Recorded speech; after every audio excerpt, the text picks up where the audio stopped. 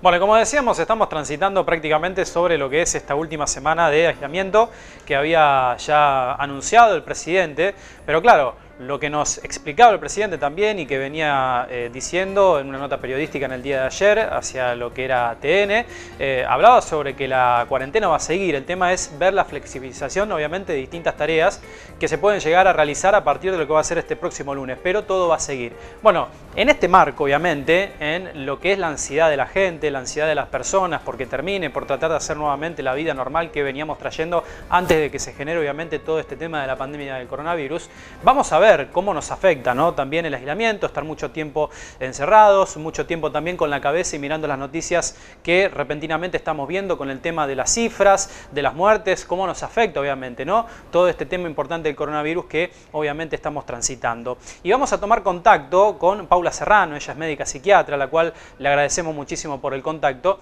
para hablar obviamente sobre estos temas. Paula, ¿cómo te va? Buen mediodía. Hola, buenas, ¿cómo están? Bien, todo muy bien. Bueno, a ver, contanos un poco vos cómo nos afecta, ¿no?, este aislamiento, teniendo en cuenta que venimos ya prácticamente hace ya un poco más de 15 días, que vamos derecho obviamente hacia lo que puede llegar a ser una extensión para muchísimas personas que van a seguir obviamente en lo que es este encierro. Bueno, ¿cómo nos afecta este aislamiento a cada uno obviamente de las personas? Bueno, vos hablabas un poco de la ansiedad que genera. En sí, vos fíjate que yo creo que muchas de las personas que más o menos tuvieron los medios como para proveerse de alimentos y ciertas cosas, en los primeros días tomaron como unas mini vacaciones o unas vacaciones no programadas, se relajaron, descansaron, pero yo creo que ya llega un momento, yo no los veo más a ustedes. ¿Ustedes me escuchan bien? Sí, sí, te escuchamos perfecto. Ah, perfecto. Eh, Llegó un momento en donde la ansiedad de la información también fue contraproducente. Estar informados, saber hasta cuándo, en qué situación estamos parados, cómo afecta a la zona en la que vivo, casos, cuántas muertes, qué grado de gravedad. Esto es lo que sí, en cierto modo, necesitamos todos, justamente para que no genere ansiedad. Pero el exceso de información, las personas que están mucho en las redes, realmente es contraproducente en este sentido de donde los miedos aumentan y el miedo, como siempre, un poco de miedo está bien, pero no el miedo a enfermar, porque justamente lo que hace, yo le digo a todos mis pacientes, es bajar las defensas. Todo radica en la cabeza, las ideas y los pensamientos. Entonces, en un contexto donde yo puedo saber dónde estoy parada y esto hasta cuándo se puede extender, es sano. Ahora, también tengo que saber que por más que se flexibilice esto de la cuarentena y aquellos tal vez negocios o ahora abrieron los bancos o están pensando cómo manejar esto, tiene que ver con que hay un equilibrio difícil de mantener en el sentido de que necesitamos bancos, necesitamos otros negocios abiertos. Las mujeres, yo me río, pero necesitamos peluquería urgente, muchas de nosotras. Está bueno que vayan haciendo flexibles, pero también tenemos que tener conciencia de que el invierno viene la parte más cruda y que hay un cuidado personal que tenemos que seguir respetando por nosotros y por los demás.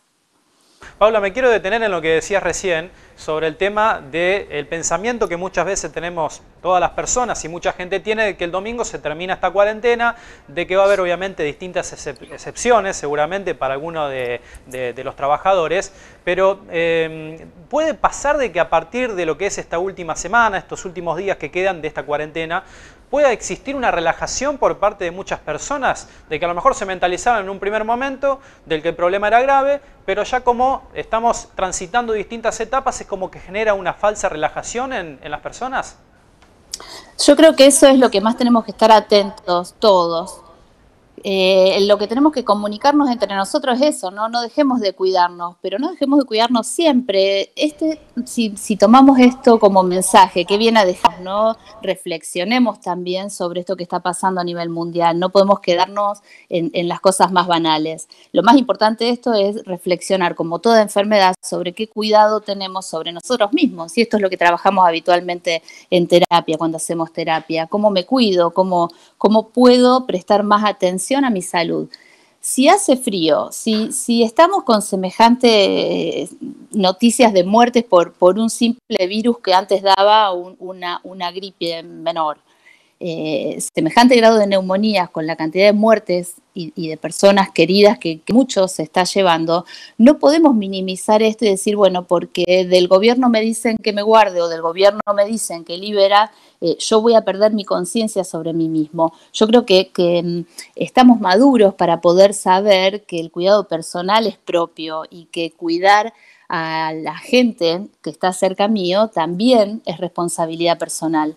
No va a disminuir el riesgo de contagio. Si nos empezamos a juntar de pronto entre todos, va a haber un montón de personas que todavía están en ese periodo en donde no sabemos si los síntomas que tenemos son un simple resfrío o van a terminar en una neumonía. Entonces me parece que este invierno para todos es de cuidado y de poder utilizar estos recursos que se empiezan a brindar, de un banco que lo abren, pero no por eso nos vamos a hacinar de nuevo ni en un colectivo ni en ningún lado. Pasa que también empiezan a ver todos estos factores de riesgo peritraumáticos, se llaman, ¿no? Porque esta situación que estamos viviendo es de trauma psíquico, en donde empiezan, digamos, a crashear las mentes, diría una psicóloga amiga, empiezan a crashear porque es lógico que necesitamos dinero, las personas que vivimos a lo mejor no bajo relación de dependencia y que generamos nuestros propios recursos, también empezamos a pensar qué pasa cuando llega la boleta del gas, la luz, los impuestos, cómo voy a pagar esto, con qué lo genero. Entonces también esto, panicoso, juega en contra de la sociedad. Hay que ser flexibles, pero cuidar nuestra vulnerabilidad, sabernos vulnerables. Y te quiero consultar también por el tema de las emociones, cómo nos afectan también a nosotros, ¿no? A muchas personas que hace tiempo que están obviamente encerradas en lo que respecta obviamente a lo que es la tristeza, porque muchas veces pasa de que llega un punto las personas de que toman dimensión realmente en el punto en el cual están y ahí es donde también la cabeza empieza a jugar su papel, o las relaciones interpersonales también, ¿no? De que muchas personas en este último tiempo han estado conviviendo dentro de lo que es el mismo círculo prácticamente con distintos familiares en este caso.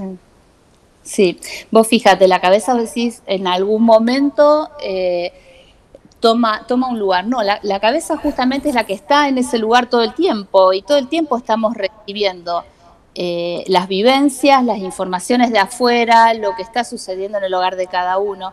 Y esos contextos tan individuales, tan personales, van a impactar de diferentes modos. Vas a tener aquellas personas incluso de mayor riesgo porque ya estaban, por ejemplo, los que están los más vulnerables en situación de calle, personas con enfermedades mentales previas, en donde cómo se cuidan, cómo los cuidan, cómo evitan un montón de cosas, mínimamente personas que ya vienen con una depresión. Son casos más difíciles de contener y donde el impacto de todas estas noticias y todo lo que se mueve a través de las redes es mucho más profundo. Por ejemplo, no había más misas, no había en esto de las religiones determinados ritos que se suspenden, pero que estuvo buenísimo porque se abre la puerta a esta solidaridad, es decir, vienen los fríos, estas personas más expuestas tienen dónde comer, dónde bañarse, dónde vestirse. Y esto tiene que funcionar de ese modo. El hecho de personas que, por ejemplo, son mayores, la ansiedad y la depresión va a ser mucho más frecuente en estos contextos que en aquellos contextos donde hay una familia. Pero ¿qué pasa con una familia donde los matrimonios estaban bien consolidados? Perfecto, se unen, están, como yo te decía al principio, unas vacaciones en familia, los chicos disfrutan, se fortalecen los vínculos. Pero también tenemos aquellas familias en donde la situación de la pareja ya venía con un daño o con cuestiones a resolver a nivel psicológico, a nivel de pareja, y esto de estar encerrados, también de qué depende. Tenés aquellas personas que tienen casa con jardín, lugar donde poder hacer actividad física, y otras que están en espacios muy diminutos, conviviendo con chicos pequeños. Entonces, siempre mirando en cada contexto, tenemos todo este tipo de cosas que van a empezar a aparecer, que tienen que ver con las ansiedades normales, hasta la angustia, depresiones, también ataques de pánico. He tenido cuestiones de personas en donde esta cuestión del encierro les da algo tipo claustrofóbico, la sensación de estar perseguidos por imposiciones externas, ¿no? Una ley en donde yo no puedo hacer uso de mi libertad, salir a caminar, ir al parque. O sea, aparecen múltiples asociaciones a cuestiones patológicas a nivel mental que son típicas de este tipo de confinamientos, pero que si bien se sabe que van a aparecer, son el mal menor ante la necesidad de confinar frente a una pandemia. Viendo este punto, Paula, ¿cómo podemos hacer para que obviamente nos afecte de la menor manera? Digo, tratar de no tener esa sobreinformación que vos al principio hablabas, tratar de generar una rutina también en el día que nos ayude a tratar de traccionar un poco. Vos hablas de la rutina y es así. Fíjate que esto lo que nos hizo es impactarnos a esta necesidad de control que tenemos y la creencia de que teníamos todo bajo control. En realidad no tenemos nada bajo control. Y estos imprevistos pueden pasarnos como sucede, la muerte misma, ¿no? Que no tenemos fecha de vencimiento, pero no sabemos la hora. Esta pérdida de control, fundamentalmente podemos retomarla al armarnos una nueva rutina posible en este contexto. Minimizar la información al punto de decir, bueno, ¿dónde estamos parados hoy? Un par de noticias, lo básico, pero ir a este núcleo donde puedo ir fundamentalmente las personas que tenemos más aceitado esto de meditar o estar con nosotros mismos. Está bueno poder saber que el único control que puedo ejercer en este momento presente. ¿Qué puedo hacer? ¿Qué puedo disfrutar? ¿Qué puedo evitarme de sufrimiento agregado? Ahí yo siempre les digo a mis pacientes que el sufrimiento es aquello que agregamos a un dolor natural. Esto está generando un dolor natural en todos nosotros. No le agreguemos sufrimiento. Si sabemos la gravedad, si sé mínimamente cómo puedo prevenir ciertas cosas de contagio, que sería lo más grave en este momento, y bueno, puedo evitar quejarme porque no puedo salir a entrenar a un gimnasio, por ejemplo. Claro, Cosas pavas, te digo, ¿no? Bien, por último, Paula, a ver, ¿cómo caemos también en esta, si se quiere, información que vamos viendo a través de lo que son los diarios, los portales digitales, los mismos noticieros de que permanentemente están hablando sobre este tema, que hablan mucho del tema de los síntomas y de que hay muchas personas que a lo mejor termina pasando de que al conocer tanto los síntomas o al escuchar tanto sobre esos mismos síntomas, pensamos que ya con una pequeña tos nos podemos llegar a dar el pensamiento de que podemos llegar a estar contagiados. ¿Esto termina pasando de personas que a lo mejor por el consumo excesivo muchas veces de información termine afectándonos también en la psiquis? Vos sabés que como estudiante de medicina nos pasaba a todos los estudiantes de que íbamos aprendiendo patologías nuevas y en la materia que estábamos, en la antigua escuela, estabas en cardiología, tenías desde un edema agudo de pulmón hasta un infarto inminente, ¿viste? Pasás por todos los síntomas porque cuando vas leyendo decís, yo esto lo siento, esto me pasa. Podemos asemejar, lo que pasa que la severidad de esos síntomas tienen que ver con la evaluación de un profesional. Si hay teléfonos donde uno puede llamar para saber si esos síntomas son o no son, me parece que la mejor forma de aquietar nuestra cabeza es sacarnos la duda y preguntar.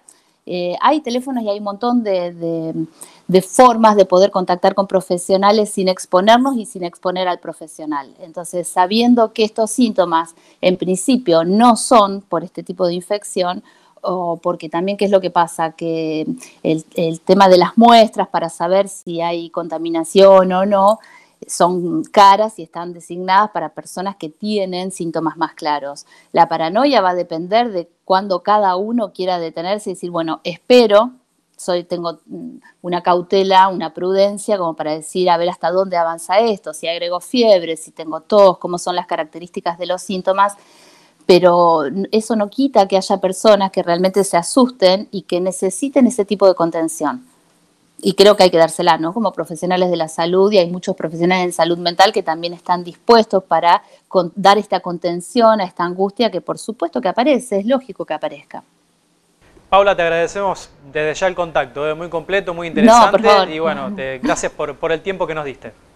No, por favor, cuando quieran, un gusto enorme.